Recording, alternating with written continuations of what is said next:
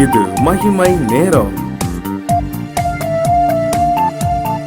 இரட்சகருமாகிய இயேசு கிறிஸ்துவின் இடைநேற்ற நாமத்தினாலே மகிமைச்சுவி நேயர்களை நான் வாழ்த்துகிறேன். இந்த மகிமை நேரம் நிகழ்ச்சியின் மூலமாக உங்களை சந்திப்பதிலே மகிழ்ச்சி அடைகிறேன். பிரியமானவர்களே, திருமண உறவை குறித்து வேதம் என்ன போதிக்கிறது, நம்முடைய பரிசுத்த வேதம் என்ன போதிக்கிறது என்பதை குறித்து நாம் தியானித்து வருகிறோம். திருமண உறவில் கணவனும் மனைவியும் காணப்பட உறவின் மூலம் தேவனை மகிமைப்படுத்த வேண்டும். தள்ளிவிடுதலை கர்த்தர் வெறுக்கிறார், தள்ளிவிடக்கூடாது, நிரந்தரமாய் இணைந்து வாழ வேண்டும் என்பதை குறித்து தியானித்தோம். இந்த நாளிலும் அந்த உறவானது, அந்த கணவன் மனைவிங்கிற அந்த திருமண உறவானது எப்படிப்பட்ட உறவு என்றால் ஒரு பொறுப்புள்ள உறவு. அந்த திருமண உறவை ஏற்படுத்தின தேவன் பொறுப்புகளையும் நமக்கு கொடுத்திருக்கிறார். என்ன பொறுப்பு அப்படின்னா, நாம் இணைந்து விசுவாசத்தை காத்து கொள்ள வேண்டும். அடுத்தது, விசுவாசம் உள்ள ஒரு சந்ததியை உருவாக்க வேண்டும். அதனால்தான் தேவன் திருமண உறவிலே கணவனையும் மனைவியும் இணைக்கிறார் என்பதை நாம் பார்க்கிறோம். 1 கொரிந்தியர் 7:11 பார்க்கும் பொழுது, அவிசுவாசியான புருஷன் தன் மனைவியால் பரிசுத்தமாக்கப்படுகிறார், அவிசுவாசியான மனைவியும் தன் புருஷனால் பரிசுத்தமாக்கப்படுகிறாள். இல்லாவிட்டால் உங்கள் பிள்ளைகள் அசுத்தமாய் இருக்குமே, இப்பொழுதோ அவைகள் பரிசுத்தமாய் இருக்கின்றன. பிரியமானவர்களே, நாம் தியானித்தது போல அவனுடைய திருமண உறவில் அந்த கணவனும் விசுவாசம் உள்ளவனாய் இருந்தால், அவர் மனைவி அவிசுவாசமாய் இருந்தாலும் அவளை விசுவாசத்திற்குள்ளாக கொண்டு வர வேண்டும். அதே போல மனைவி விசுவாசியா இருந்து அவருடைய கணவன் அவிசுவாசியா இருந்தாலும் அவர்களை விசுவாசத்திலே கொண்டு வர வேண்டும். எந்த விதத்திலும் நாம் விசுவாசத்திலே தளர்ந்து போகாதவர்களாக அந்த விசுவாசத்தை காத்து கொள்ள நமக்கு பெரிய பொறுப்பு நமக்கு வழங்கப்பட்டிருக்கிறது. இது ஒரு ஆவிக்குரிய பொறுப்பு. அந்த திருமண உறவின் மூலம் நம்முடைய ஜெபத்திற்கும் உபவாசத்திற்கும் எந்த தடையும் வராதபடி நாம் காத்துக்கொள்ள வேண்டும். ஆண்டவர் சொல்லியிருக்காருல, நீங்க 2 பேர் எந்த ஒரு காரியத்தை குறித்தும் ஒருமனப்பட்டு பூமியிலே அவரை நோக்கி கேட்கும் பொழுது என்னுடைய பரமபிதா உங்களுக்கு தருவார் என்று சொல்லியிருக்கார். அதே போல 2 பேரும் விசுவாசம் உள்ளவர்களாய் கணவனும் மனைவியும் இணைந்து தேவனிடத்திலே நாம் ஜெபிக்கும் பொழுது பெரிய காரியங்களை கர்த்தர் செய்வார். இந்த திருமண வாழ்க்கை அதாவது சீராக இருந்தால்தான் நாம் ஜெபிக்க முடியும், நம்முடைய ஜெபம் கேட்கப்படும். அந்த மல்கியா புஸ்தகத்தில் ஆண்டவர் சொல்றாரு, அவர்கள் தன்னுடைய மனைவிக்கு துரோகம் பண்ணி, தன்னுடைய இளவயதின் மனைவிக்கு துரோகம் பண்ணின பிறகு அவர்கள் கண்ணீரினாலும் அழுகையினாலும் ஜெபம் பண்ணியும் அந்த ஜெபம் கேட்கப்பட மாட்டாது என்பதாக சொல்லுகிறதை பார்க்கிறோம். மல்கியா 2:13 நீங்கள் 2ஆம் தரமும் இதை செய்து கர்த்தருடைய பலிபீடத்தை கண்ணீரினாலும் அழுகையினாலும் பெருமூச்சினாலும் நிரப்புகிறீர்கள். ஆகையால் அவர் உன் காணிக்கையை மதியார், அவர் உன் கையினால் பிரியமாய் ஏற்றுக்கொள்ளவும் மாட்டார் என்று சொல்கிறார். ஏனென்று அதிலே நாம் வாசிக்கும் பொழுது, உனக்கும் உன் இளவயதின் மனைவிக்கும் கர்த்தர் சாட்சியா இருக்கிறாரு, நீ உன் இளவயதின் மனைவிக்கு துரோகம் பண்ணினாயே அப்படின்னு சொல்கிறார்.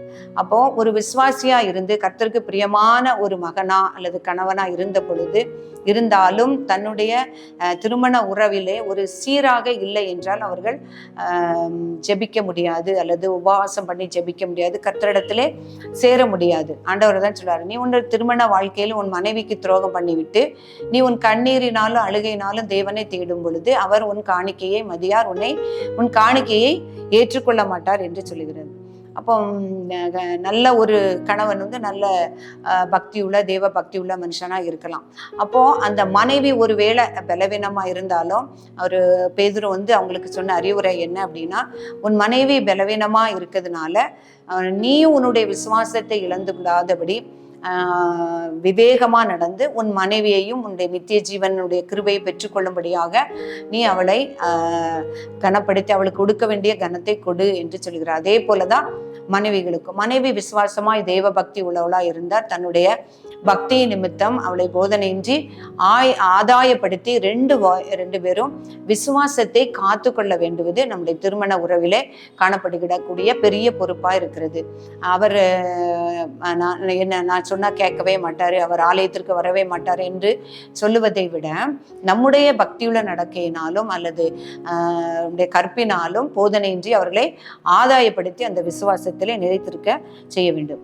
அதே போல பிள்ளைகள் நம்ம சொல்றோம், இந்த திருமண உறவுல கர்த்தர் கொடுக்கிற ஒரு பெரிய ஈவு பிள்ளைகள். அந்த ஆதாமை ஏவாளை இணைத்த பிறகு ஆண்டவர் அவர்களை ஆசீர்வதிக்கிறார். நீங்கள் பூமியிலே பலுகி பெருகி எல்லாவற்றையும் கீழ்ப்படுத்தி நீங்கள் ஆண்டு கொள்ளுங்கள் என்பதாக அவர் ஆசீர்வதித்தார் என்று நாம் பார்க்கிறோம். இப்போ அநேகருக்கு திருமண வாழ்க்கையிலே கர்த்தர் ஈவாக பிள்ளைகளை கொடுக்கிறார். இது ஆசீர்வாதம். ஆனால் அந்த பிள்ளைகள் திருமண உறவிலே பிள்ளைகள் இல்லாத, குழந்தைகள் இல்லாத அந்த தம்பதியரை நாம் பார்க்கும் பொழுது அது ஒரு சாபமாகவோ அல்லது ஒரு குறையாகவோ வேதத்திலே சொல்லப்படவில்லை. அதில் திருமண வாழ்க்கை அது எந்த விதத்திலும் பாதிக்காது. அந்த அந்த கணவனும் மனைவியும் தேவனை இணைந்து மகிமைப்படுத்த வேண்டும். அது ஒரு சாபமோ ஒரு குறையோ அல்லது திருமண வாழ்க்கையில கர்த்தர் நமக்கு கொடுக்கிற குழந்தைகள் நமக்கு கொடுக்கிற ஈவு, ஆசீர்வாதம் என்று நாம் பார்க்கிறோம்.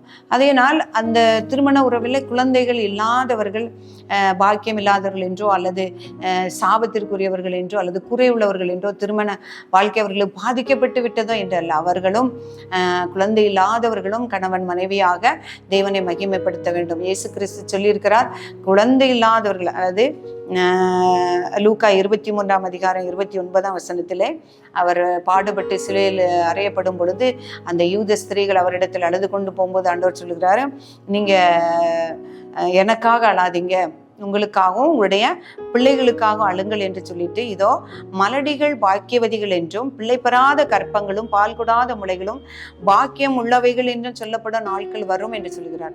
அப்போ நம்மளுக்கு ஈவா தந்த குழந்தைகளை பாதுகாக்கக்கூடிய பெரிய பொறுப்பு நமக்கு இருக்கிறது.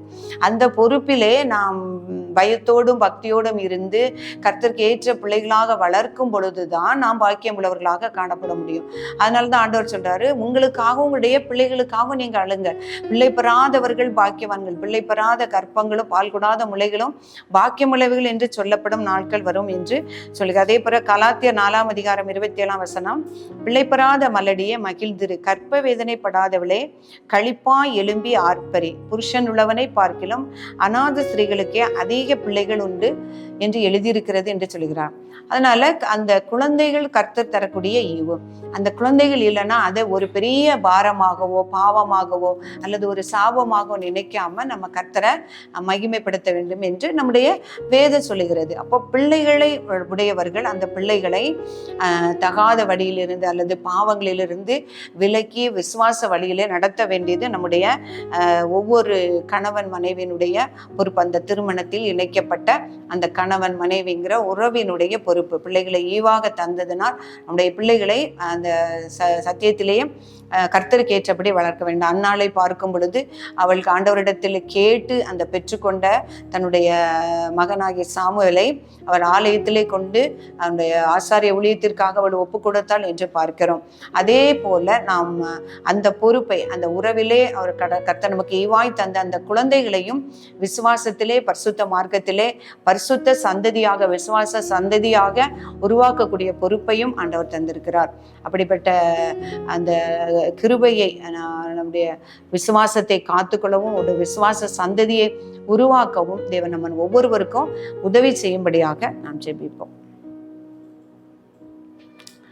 பரிசுத்தம் நிறைந்த எங்கள் அன்புள்ள ஆண்டவரே, உம்மை துதிக்கிறோம் அப்பா, உம்மை ஸ்தோத்திரிக்கிறோம். இந்த அருமையான மகிமை நேரம் நிகழ்ச்சியின் மூலமாக ஆண்டவரே வேதத்தில் இருந்து சத்தியத்தை வாசிக்க தியானிக்க கர்த்தர் உதவி செய்தீங்களே அப்பா, அதற்காக தேவரே உமக்கு நன்றி செலுத்துகிறோம் அப்பா. திருமண உறவில் கணவனும் மனைவியுமாக கர்த்தர் நீர் கொடுத்த பிள்ளைகளை ஆண்டவரே விசுவாச சந்ததிகளாய் வளர்க்கவும், திருமண உறவின் மூலமாக அந்த விசுவாசத்தை நாங்கள் காத்துக்கொள்ளவும், உடைய நாமத்தை மகிமைப்படுத்தவும் எங்கள் ஒவ்வொருவருக்கும் உதவி செய்யுங்க. கேட்ட வாசித்த ஆண்டவரை வசனங்களில் இருந்து எங்கள் உள்ளத்திலே நீர் பேசி கர்த்தாவே எங்களில் நீர் கிரியை செய்யும்படியாய் நாங்கள் செபிக்கிறோம் அப்பா. எங்களை தாழ்த்தி அர்ப்பணிக்கிறோம்.